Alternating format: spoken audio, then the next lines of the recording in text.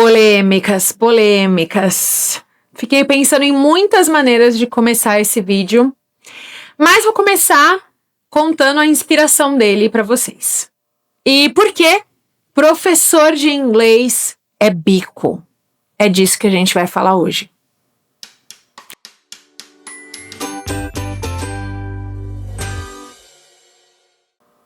Hey you, my name is Esther. I'll be your teacher today. E eu espero que vocês estejam preparados para essa conversa. Ela não é fácil. Eu pensei muito em como eu discutiria isso no vídeo. É algo que pega muito no meu âmago, se eu pudesse dizer dessa forma, porque eu sou professora há um bom tempo, né? Levando em consideração a minha carreira, que não é tão longa quanto de muitos professores por aí, mas é cheia de paixão, e quando eu falo disso eu fico extremamente nervosa. Então eu vou tentar não xingar muito aqui nesse vídeo hoje. Mas isso é fato. Ser professor de inglês no Brasil hoje é bico. E, na verdade, não sou eu que trato dessa forma, somos todos nós. E existem algumas vertentes de pensamento que a gente precisa ter para discutir esse tópico e pensar não como mudá-lo por completo, porque esse é um panorama que ainda vai perdurar por muitos anos. Nem tenho condições aqui de discutir todos os pontos que precisariam ser discutidos, porque a ideia é só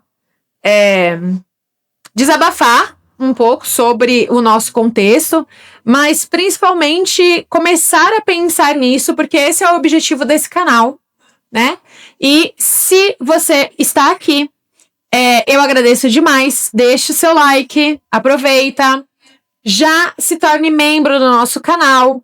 Esse aqui vai ser um canal de conversa para professores de inglês em sua maioria, mas talvez sirva para professores de outras áreas, para entusiastas, para pessoas que queiram dar seus 2 centavos de opinião, igual eu tô dando aqui, né?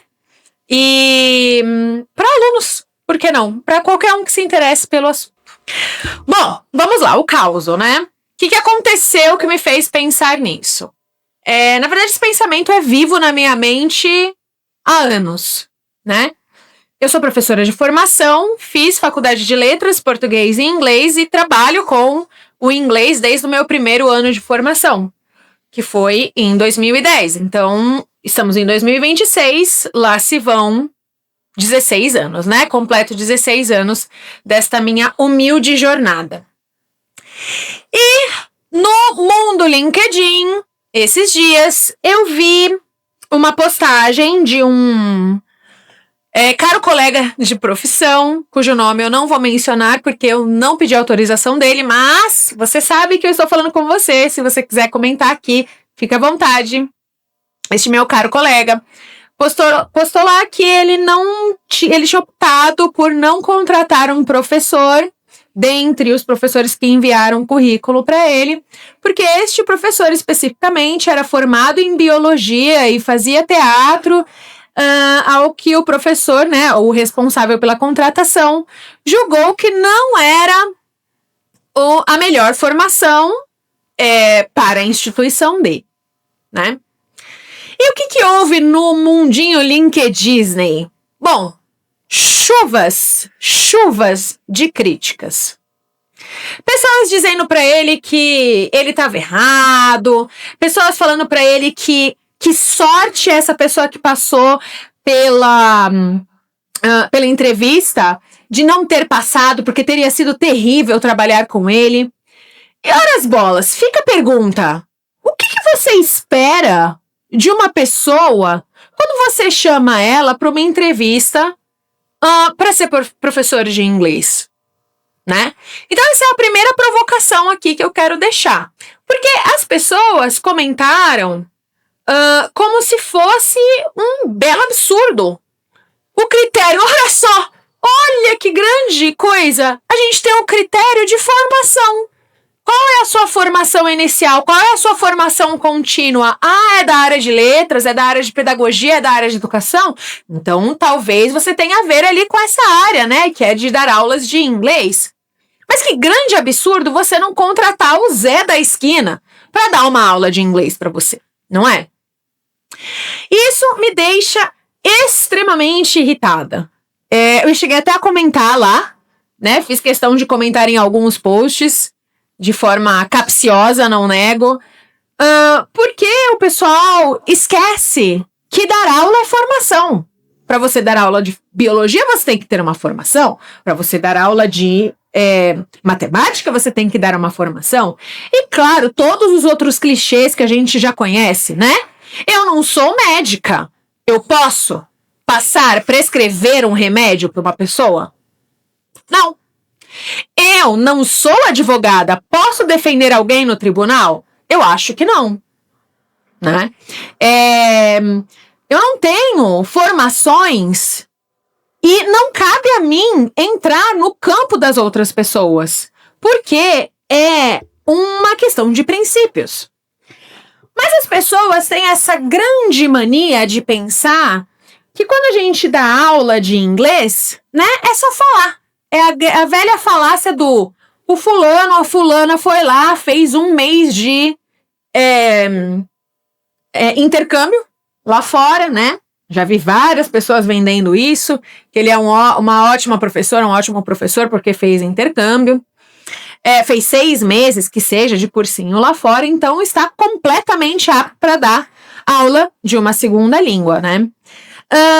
E a pergunta, novamente, repercute. Você, meu caro amigo, que não é da área de letras, você acha que você é capaz de dar aula de português? Aliás, beijo, canal Brasileirices! Toda vez que eu falo isso, eu lembro de você, Camila. Você é uma grande inspiração para mim aqui e sempre. Então, fica essa provocação. Você, meu caro amigo, acha que vai ser um ótimo professor de português porque você fala português?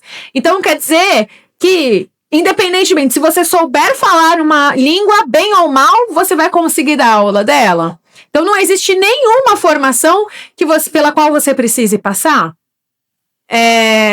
Bom, aparentemente não, né? Porque as pessoas acham que é completamente normal você contratar absolutamente qualquer perfil de pessoa para dar aula de uma segunda língua, principalmente se essa língua for inglês, né? E por que as pessoas têm essa visão? Vou trazer essa reflexão aqui um pouco com vocês. E a minha primeira pergunta... Minha primeira não, já fiz várias, né? Pensando nisso, queria que vocês deixassem aqui a opinião de vocês. Vocês contratariam? Eu diria para vocês, não seria nem de perto a minha primeira opção. Eu, como responsável por um centro de idiomas, prezo por pessoas que estejam na minha área. Eu estudei e continuo estudando há anos por isso, né? Então eu prezo muito. Essa pessoa pode ter começado em outra área, mas ela pode migrar, não tem problema. O que acontece muito aqui é que existem pessoas que trabalham anos com aulas de inglês e elas não fazem questão nenhuma de se aprimorar. O que leva a gente a 2 cenários principais que eu, Esther, consigo identificar no Brasil hoje. O primeiro, mais grave cenário é que hoje a gente tem, sim, uma quantidade de professores de letras, né? Letras em inglês, vamos deixar isso aqui claro.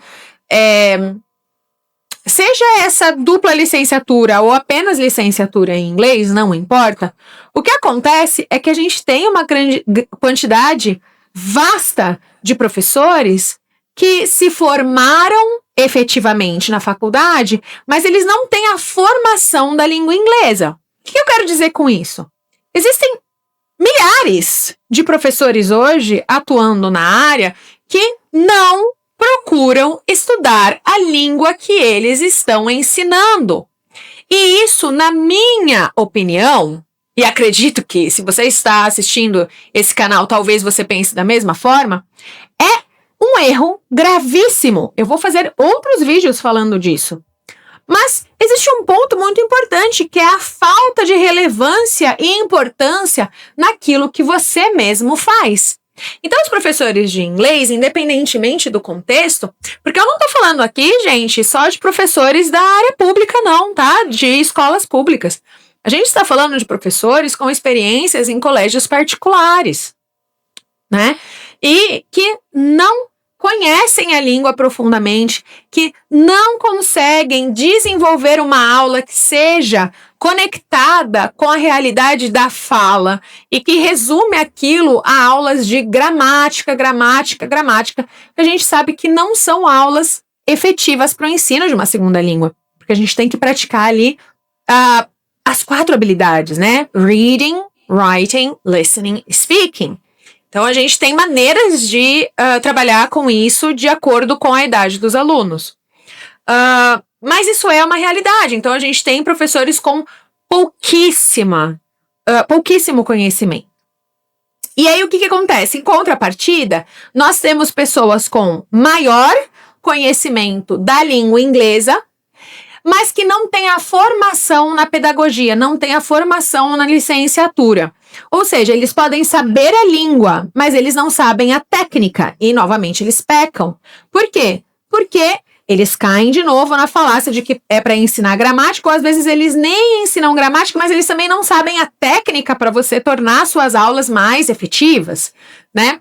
Mas por que eles são escolhidos? Ora, se você tem, de um lado, um professor formado na área que não tem conhecimento da língua, não tem o conhecimento básico necessário, né? Eu não tô nem usando jargão aqui de CFR, por exemplo, falando de conhecimento básico, né? Que um professor que deveria estar ali no que o geral chama de intermediário, essa pessoa não tá. Mas em contrapartida, você tem uma pessoa que não é formada na área, mas está ali num pré-intermediário, intermediário, e vai conseguir desenvolver a língua um pouco melhor dentro da sala de aula, porque consegue se comunicar um pouco mais, né? E aí, dentro desses pontos, vamos chegar aí na decisão, né? Se você tem um professor sem inglês para dar aula, e um professor, e uma pessoa, né? Não um professor, uma pessoa aqui, ó, com inglês para dar aula, quem que você vai escolher? Bom, eu não vou responder essa pergunta. Vocês respondem aí, certo? Então, esse é o primeiro panorama que a gente tem. Formação versus capacitação. Isso leva a gente à nossa segunda reflexão, que é o sucateamento. Na verdade, é a consequência do primeiro ponto, né? Que é instituições que pagam pouco. Ou seja, se você é um professor, por mais que você tente se capacitar, talvez você não tenha dinheiro para isso. Vamos usar os termos mais claros possíveis aqui. Capacitação exige dinheiro, né? A gente sabe que a maioria das instituições nas quais nós trabalhamos não oferece um programa de capacitação contínuo. Até porque se a gente está pensando em escolas regulares, imagina a quantidade de professores em diferentes áreas, né? E a quantidade de capacitações que a gente tem. É importante a gente lembrar que em certos momentos existe uma autonomia para a gente entender também em qual lugar a gente quer se capacitar. E se há a possibilidade de você conversar com a sua coordenação, conversar com essa instituição na qual você trabalha e ela te dê algum tipo de suporte, ótimo. Mas não é o que acontece a maioria das vezes. Então a gente sabe que existe a barreira entre o dinheiro e a capacitação. Mas há também a barreira entre a necessidade, ou que as pessoas julgam como necessidade, e a capacitação. Porque, agora experiência anedótica, conheço muitos professores que realmente julgam que não é necessário se capacitar na língua inglesa para dar aula. Porque os alunos não vão saber nada mesmo, é só dar aulinha de verbo to be. Quantas vezes você já ouviu isso como aluno? Ou quantas vezes você, professor, já até falou isso? Ou ouviu professores falar, né? E como eu sou uma mulher que gosta de trazer dados para vocês, eu estava lendo uma pesquisa do British Council de 2015. British Council, gente, lança pesquisas de tempos em tempos em relação ao panorama do ensino de língua inglesa em vários países, né? e, enfim, relações sobre língua inglesa, cultura, ensino e aprendizagem. E aí eu vou virar aqui para ler para vocês sobre essa pesquisa que foi lançada em 2015. Depois eu deixo aqui na descrição do vídeo o link para a pesquisa para vocês lerem na íntegra.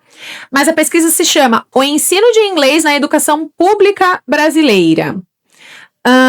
E ele traz o seguinte dado sobre formação. Os professores de inglês possuem alta escolaridade, especialmente para contexto brasileiro. Afinal de contas, 87% deles possuem ensino superior. Porém, a maioria dos professores de inglês não possui uma formação superior específica na língua inglesa. Segundo os dados, apenas 39% tem formação em língua inglesa, sendo que grande parte dos docentes são formados em letras, língua portuguesa ou pedagogia, destes 39%.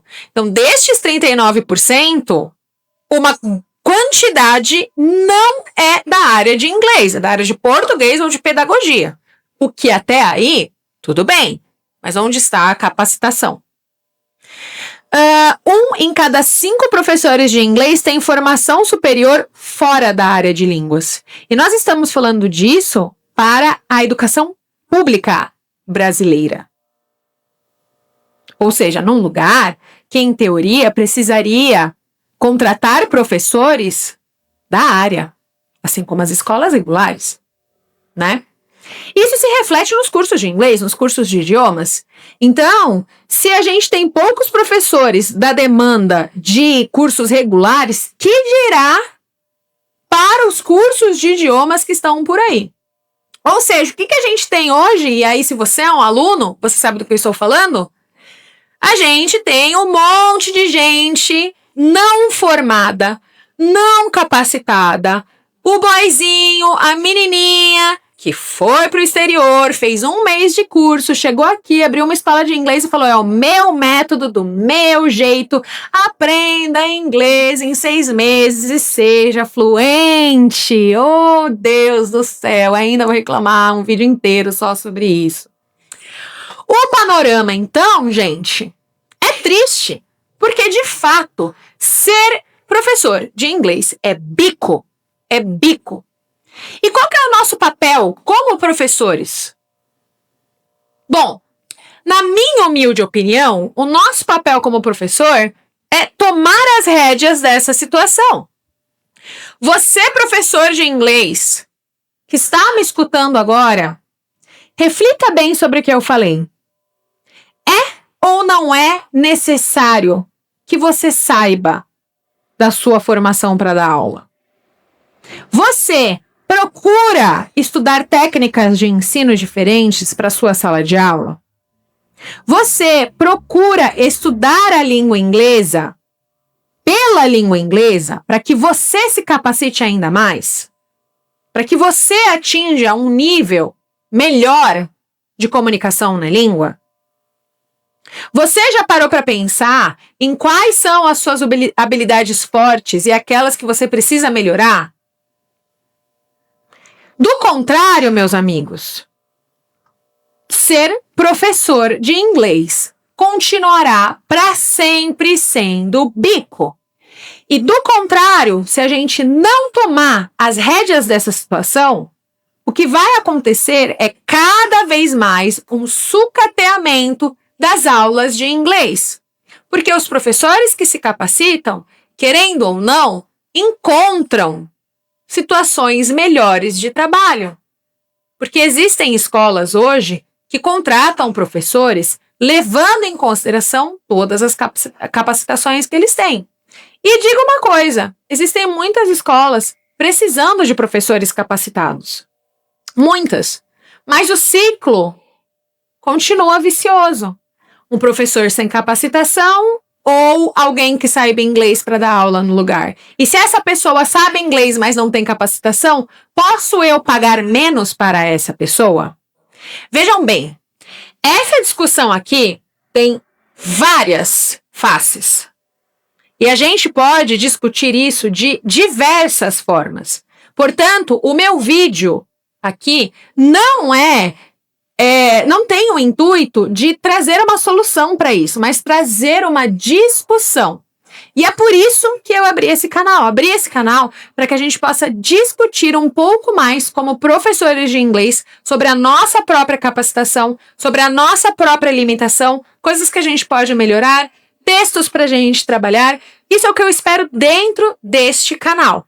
Se você gostou desse vídeo, eu espero que você deixe o like, deixe um comentário. Se você acha que tudo que eu falei aqui é besteira, não comente. Brincadeira, pode comentar, mas talvez eu não leia. Porque pode ser que eu não queira, né? Ouvir a opinião de uma pessoa que não seja da minha área, quem sabe? Não é mesmo? Mas, deixando as brincadeiras de lado, a gente precisa discutir essas coisas, porque são coisas que raramente são discutidas dentro do ambiente escolar. Muito se fala sobre